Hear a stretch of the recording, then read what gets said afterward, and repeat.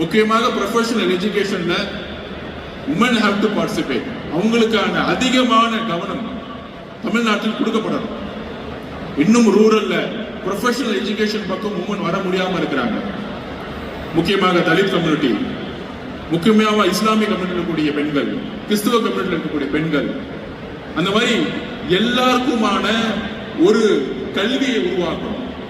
எங்கெல்லாம் surplus community இருக்கோ, ஏழ்மையான எந்த கம்யூனிட்டி இருக்கோ அந்த இடத்துல முக்கியமான காரணம் பெண்கள் ப்ரொஃபஷனல் எஜுகேஷனுக்குள்ள போயிருக்க மாட்டாங்க. எங்க ஏழ்மை அதிகமா இருக்கும் பாத்தீங்கன்னா, எந்த சமூகம் எந்த நாடு பெண்களுக்கான கல்வியை கொடுக்காம இருக்கும், எந்த சமூகம் பெண்களுக்கான ஈக்குவல் ஜாப் ஆப்பர்ச்சுனிட்டியை உருவாக்காம இருக்கு. அப்ப இங்க தமிழ்நாட்டில் முக்கியமான நார்த் வட மாவட்டங்களா இருக்கட்டும், தென் மாவட்டங்கள் இருக்கும், இன்றும் பெண்கள் ப்ரொஃபஷனல் எஜுகேஷன் நோக்கி வரல. அவங்களுக்கான புது பாலிசியை உருவாக்கணும்.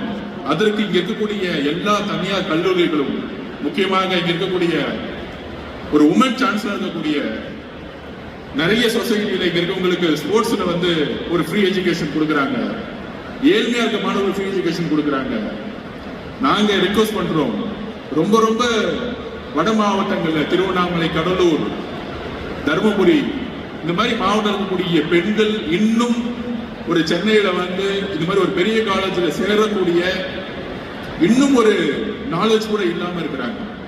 அவங்களுக்கான எஜுகேஷன் சிஸ்டத்தை இன்னும் தமிழ்நாடு அரசு கொண்டு செல்லும் பொழுது இங்க இருக்கக்கூடிய தனியார் கல்லூரிகள் ஒட்டுமொத்த அசோசியேஷனோட உட்கார்ந்து எவ்வளவு பேர் கீழிருந்து சமூகத்திலிருந்து, சமூக நீதி நலத்துறையில இருந்தோ, பேக்வர்ட் கம்யூனிட்டி மினிஸ்ட்ரியில இருந்தோ, வறுமையோடைய உச்சத்தில் இருக்கக்கூடிய நம்மளுடைய இஸ்லாமிய தோழர்கள், கிறிஸ்துவ தோழர்கள், இந்த மாதிரி இடத்துல இருந்து இருக்கக்கூடிய பெண்களுக்கு அதிக முக்கியத்துவம் கொடுத்து ப்ரொஃபஷனல் எஜுகேஷன் உள்ள கொண்டு போய் சேர்க்கணும். அவங்களுக்கான ஜாப் ஆப்பர்ச்சுனிட்டி கொடுக்கணும், அவங்களுக்கான தன்னம்பிக்கையை கொடுக்கணும் அப்படிங்கிற ஒரு வேண்டுகோள்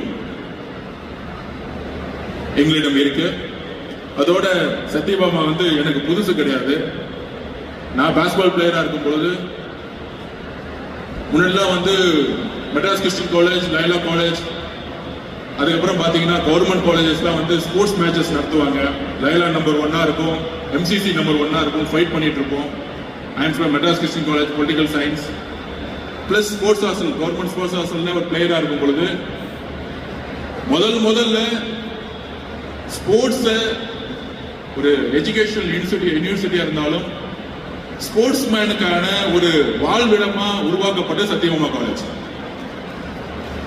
சத்யபாமா காலேஜ், SRM இவங்கெல்லாம் அப்ப ஒரே நேரத்தில் ஓபன் அப் பண்ணாங்க. MCC முடிச்ச உடனே மேட்சஸ் இங்க தான் நடத்துவாங்க. அப்ப நான் வந்து மேட்ச் விளையாண்டுருக்கேன். MCC முடிச்ச உடனே சத்யபாமா சேரலான்னு ஒரு தாட் வந்து, அன்னைக்கு சிவான் ஒருத்தர் இருந்தாரு கோச்சா, அவர் கூப்பிட்டாரு. அப்புறம் SRM ஓபன் பண்ணும்போது நான் SRM போனேன். Madras Christian college political science முடிச்சுட்டேன். MBA படிக்கணும் எனக்கு ரொம்ப ரொம்ப ஆசை. அப்ப முதல்ல ஸ்போர்ட்ஸ் மேனுக்கு ஒரு ஸ்காலர்ஷிப் கொடுத்து, அதாவது மந்த்லி ஒரு 3,000-4,000 ருபீஸ் கொடுத்து காலேஜ் அட்மிஷன் ஃப்ரீயா கொடுத்து, அவங்களுக்கான அகாமடேஷன் பிளஸ் ஃபுட்டையும் ஃப்ரீயா கொடுத்து, அப்போ 2-3 யூனிவர்சிட்டிஸ் உடனே அந்த ஸ்போர்ட்ஸ் ஃபைட்டுக்குள்ள வந்தாங்க. அதுல சத்யபாமா முக்கியமான ஒரு பார்ட்டு. அப்பயே வந்து நான் வரும்பொழுது மேட்ச் முடிச்சோட சாப்பிட கூட்டு போவாங்க. அப்ப JPR சார் இருந்தார். அப்ப நாங்க எங்க கிரவுண்ட் எல்லாம் நிக்க வச்சுட்டு எங்கிட்ட பேசும்போது என்ன சொல்லுவாருன்னா, விளையாண்டு முடிச்ச பிறகு எதுவும் கேட்க மாட்டாரு, சாப்பிட்டீங்களான்னு கேட்பாரு. பசிக்கல 2 மணி நேரம் விளையாண்டீங்களா வாங்கன்னு சொல்லிட்டு எங்களை கூட்டிட்டு போவாரு. அப்ப பாத்தீங்கன்னா சாப்பாடு பாத்தீங்கன்னா ஏதோ கல்யாண வீட்டுல ஒரு பெரிய விருந்து மாதிரி இருக்கும். அப்படி ஸ்போர்ட்ஸ் மேன்ஸ் வந்து நாங்க வந்து எல்லா விதத்திலையும் என்னென்ன வேணுமோ, பர்கர் வேணுமா, பீஸா வேணுமா, சாப்பாடு வேணுமா, நான்வெஜ் வேணுமா, அந்த மாதிரி. அப்ப JPR சார் வந்து ஒரு ஸ்போர்ட்ஸ் மேனோட உட்காந்து சாப்பாடுக்கான இம்பார்ட்டன்ட் லேர்ன் ஃப்ரம் MGR சார்னு சொல்லுவாங்க. அப்படி எல்லா ஸ்போர்ட்ஸ் மேனையும் உட்காந்து ஒரு சேர்மேன் மாதிரி தெரிய மாட்டார். அப்படி உட்காந்துட்டு எல்லாத்தையும் சாப்பிட வச்சுட்டு எங்களை வந்து இங்கிருந்து அனுப்புவாரு. அதெல்லாம் வந்து மறக்க முடியாத ஒரு நினைவுகள். எந்த உயரத்துக்கு போனாலும் எங்கிருந்து வந்தோமோ அதை மறக்காத ஒரு ஃபேமிலி இங்க இருக்கக்கூடிய ஒரு ஃபேமிலின்னு சொல்லலாம். இங்க இருக்கக்கூடிய சான்சலர் ஆகட்டும், அப்படி இந்த காலேஜோடைய அனுபவம். அப்புறம் SRM போகும்போது படிக்க முடியாத ஒரு சுச்சுவேஷன். 1 இயர் படித்தேன், ஆனால் அதுக்கப்புறம் கண்டினியூ பண்ண முடியல. வறுமையான சூழ்நிலை. என் தங்கையை படிக்க வைக்கணும். என் தங்கை அப்போ வந்து MSWல சோசியாலஜி லைலா காலேஜில் படிச்சிருந்தாங்க. ஃபீஸ் கட்ட முடியாத சுச்சுவேஷன். அப்போ நான் வேலைக்கு போயிட்டேன். நான் வேலைக்கு போய் நான் சம்பாதிக்கல தான் என் தங்கையை படிக்க வைக்கணும். அதனால என்னுடைய கனவு MBA படிக்கணும்னு இருந்த ஒரு கனவு படிக்க முடியல. அங்கிருந்து குவிட் பண்ணோம். அந்த மாதிரி BA பொலிட்டிக்கல் சயின்ஸ் படித்த காலத்துல இருந்து ஸ்கூல்ல 14 வயசுல அம்மாவோட இறப்புக்கு அப்புறம் ஒரு அரசியல் சிந்தனை வந்து லைப்ரரியில படிக்க ஆரம்பிச்சு அங்கிருந்து நிறைய தலைவர்களுடைய வரலாற்றை உள்வாங்கி அரசியல் சிந்தனை வந்த பிறகு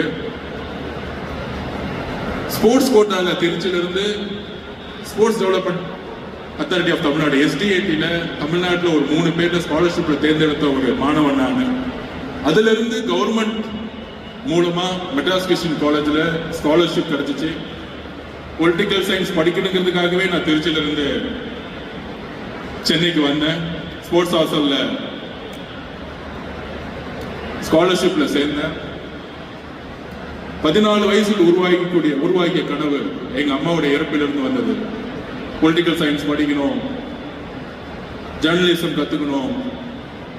அங்கிருந்து எலெக்ஷன் மேனேஜ்மெண்ட்ங்கிற நிறுவனங்களை பங்கு பெறணும். அண்ணா ரொம்ப பிடிக்கும். எலெக்ஷனுடைய பிதாமகன் அவர் தான். ஒரு சாதாரண கட்சியை ஆரம்பிச்சு 67 ஆட்சியை பிடிச்சாரு. அண்ணா கிட்ட இருந்து எலெக்ஷன் மேனேஜ்மெண்ட் ஸ்கில்ஸை படிக்க ஆரம்பிச்சோம். அம்பேத்கர் கிட்ட இருந்த கொள்கை ஐடியாலஜியை படித்தோம். இதுக்கெல்லாம் காரணம் மெட்ராஸ் கிறிஸ்டியன் காலேஜ் இருக்கக்கூடிய என்னுடைய கல்லூரி, என்னுடைய ப்ரொஃபசர், என்னுடைய பிரின்சிபல் அலெக்சாண்டர் மருதமூர்த்தி சார். அவர் என்னை வழி நடத்துறார் சின்ன வயசுல. அப்படி 14-15 வயசுல பொலிட்டிக்கல் சயின்ஸ் படிக்க ஆரம்பிச்சு இன்னைக்கு உங்க முன்னாடி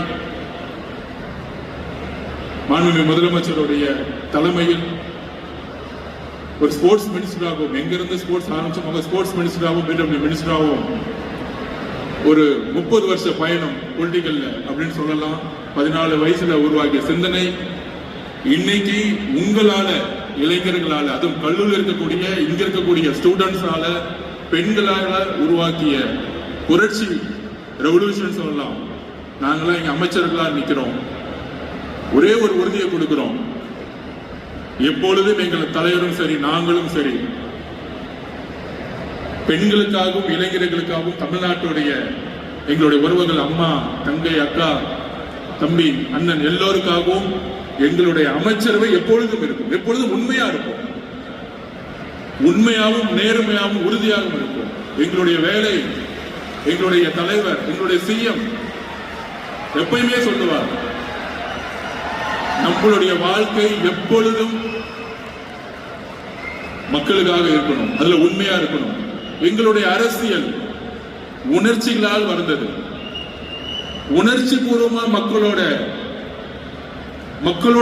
நாங்க ஒவ்வொரு நாளும் வேலை செஞ்சுட்டு இருக்கோம். அதிகாரம் வந்தவனும் அமைச்சரானோம் மாறிடுவோம், இல்ல பணத்தை நோக்கி போவோம், இல்ல நிறைய சம்பாதிப்போம். கிடையவே கிடையாது. நாங்கள் எப்பொழுதும் எலெக்ஷன் முன்னாடி எப்படி மக்களோட மக்களா இருந்தோமோ அதே மாதிரிதான் எங்களுடைய CM வழியில ஒவ்வொருத்தரும், நானாகட்டும், இங்க இருக்கக்கூடிய நிறைய வில்சன் ஆகட்டும், எப்பொழுதும் நேர்மையோடும் உண்மையோடும் தமிழ்நாட்டை ஒரு ஜப்பானுக்கு ஈக்குவலா, ஒரு சிங்கப்பூருக்கு ஈக்குவலா, ஒரு நல்ல நிர்வாகத்தை உருவாக்கக்கூடிய தலைவருடைய வழியில் நாங்கள் உங்களோடு பயணிப்போங்கிறத உறுதிமொழியை உங்கள ஒருவராக நான் சொல்றேன். நன்றி, வணக்கம்.